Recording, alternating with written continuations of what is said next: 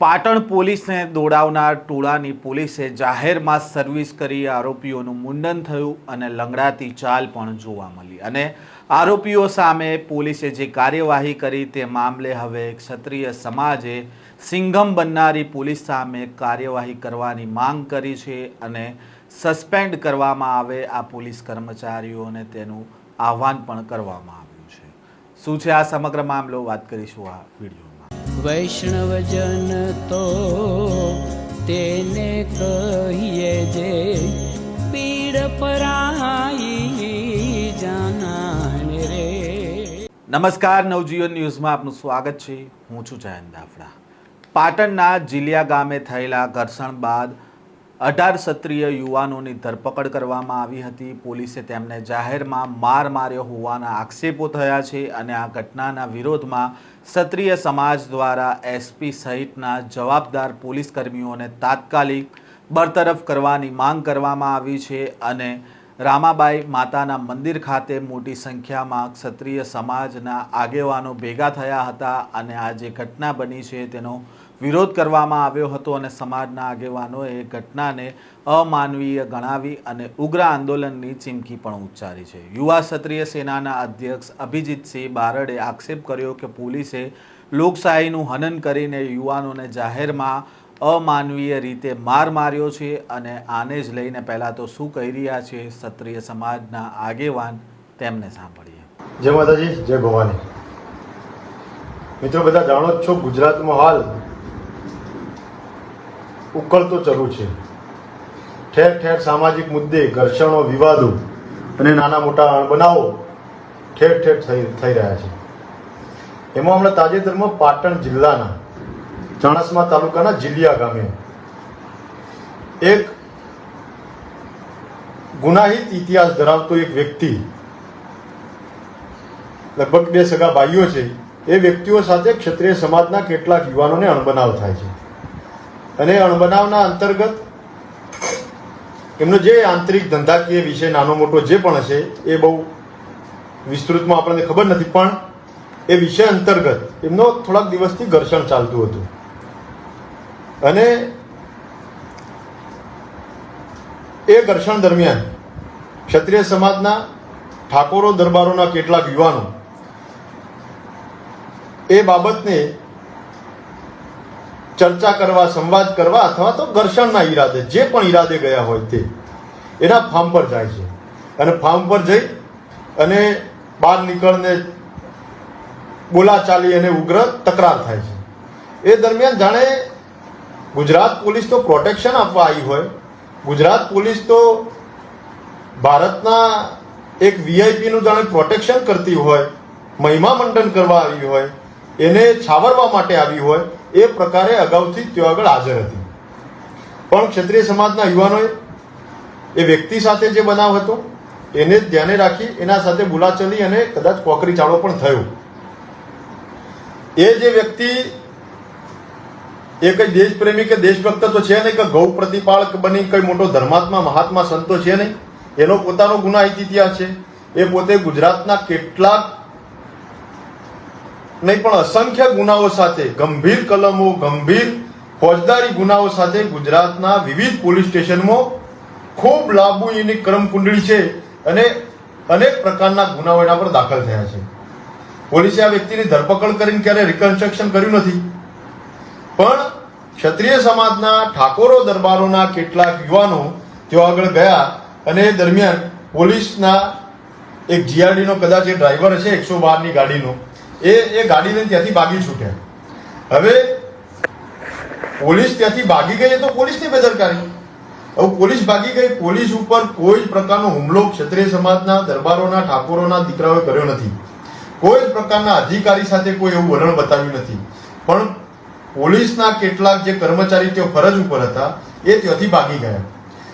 હવે ભાગી ગયા, સોશિયલ મીડિયામાં વિડીયો વાયરલ થયા અને સામાજિક, રાજકીય લોકોએ અલગ અલગ પ્રતિક્રિયાઓ આપી।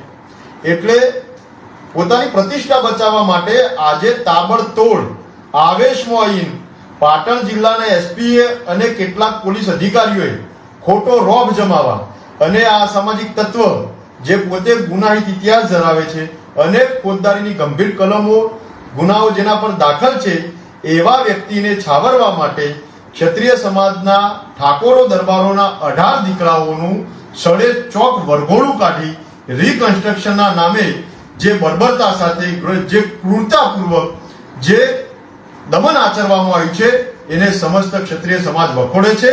સમસ્ત ક્ષત્રિય ઠાકોર સમાજ, ક્ષત્રિય સમાજના તમામ સંગઠનો એની નિંદા કરે છે, એને ટીકા કરે છે. કારણ કે આ પ્રકારની વૃત્તિ, આ પ્રકારની માનસિકતા ક્યારે ચલાવી ન લેવાય. ગુજરાતમાં જાણે આ ક્ષત્રિય સમાજના યુવાનો આતંકવાદી હોય, નક્સલવાદી હોય એ પ્રકારનો વ્યવહાર પાટણ જિલ્લાની પોલીસે કર્યો છે. જવાબદાર તમામ અધિકારી, તમામ કર્મચારી, તમામ પોલીસ જે આજે હાજર હતી એમાં તો એક મહિલા હતા, એ મહિલા કોન્સ્ટેબલ પોતે પણ જાણે ક્ષત્રિય સમાજના દીકરાઓ પર મોટી વીરાંગના બનીને હાથ ઉપાડતા હોય. આ વૃત્તિને ચલાવી નહીં લઈએ. ક્ષત્રિય સમાજમાં ખૂબ આક્રોશ છે.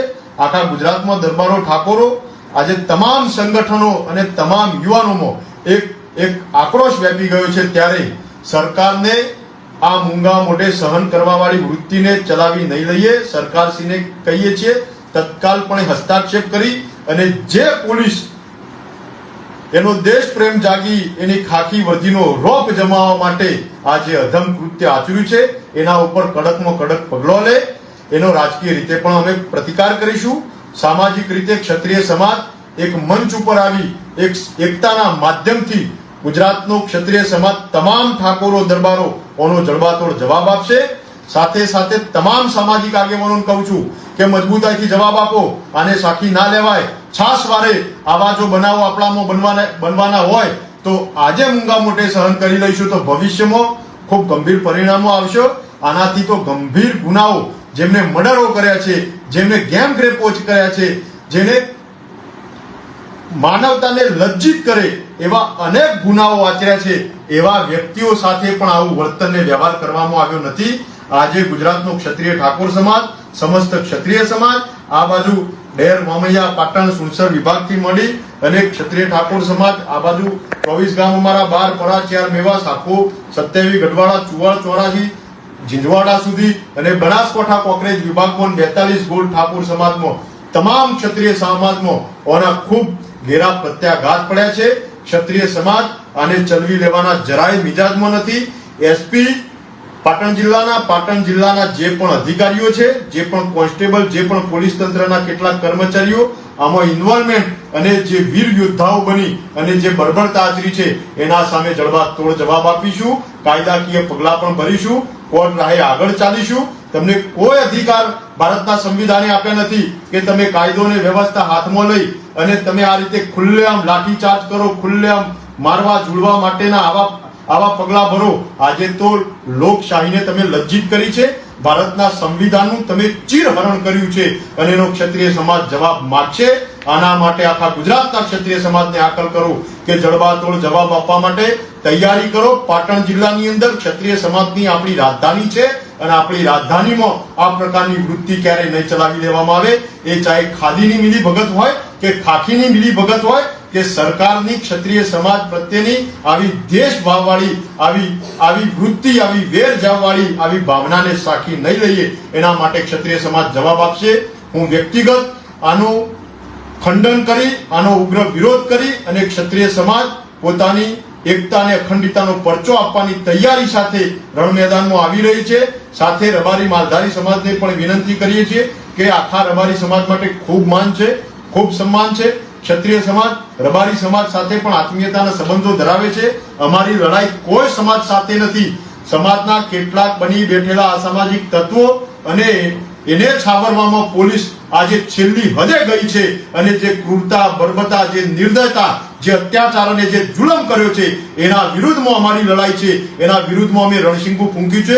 એટલે સોશિયલ મીડિયામાં ટીકા ટિપ્પણી અથવા તો શબ્દ પ્રયોજન કરવામાં સંયમ જાળવજો, વિવેક જાળવજો. આપણા સમાજના યુવાનો પણ વિનંતી કરું છું કે સોશિયલ મીડિયામાં કોઈ ટીકા ટિપ્પણીઓ કરી અને નકારાત્મક દિશા તરફ ના લઈ જતા એ જ અપીલ સાથે આવનારા કાર્યક્રમની રણનીતિ અને આવનારા કાર્યક્રમો અને આવનારી આ ઘટનાના સંદર્ભે શું કરી શકાય એની પૂર્વ ભૂમિકા અને પૂર્વ તૈયારી અને રણનીતિ ટૂંક સમયમાં જાહેર કરીશું. એ જ વાત સાથે સૌ જોડાઓ. ક્ષત્રિય સમાજની સ્વાભિમાનની લડાઈ, પાટણની અંદર ક્ષત્રિય સમાજની એકતાનું પરચમ લહેરાવવા માટેની આ લડાઈમાં એ જ અપીલ આહવાન સાથે સૌને જય ભવાની.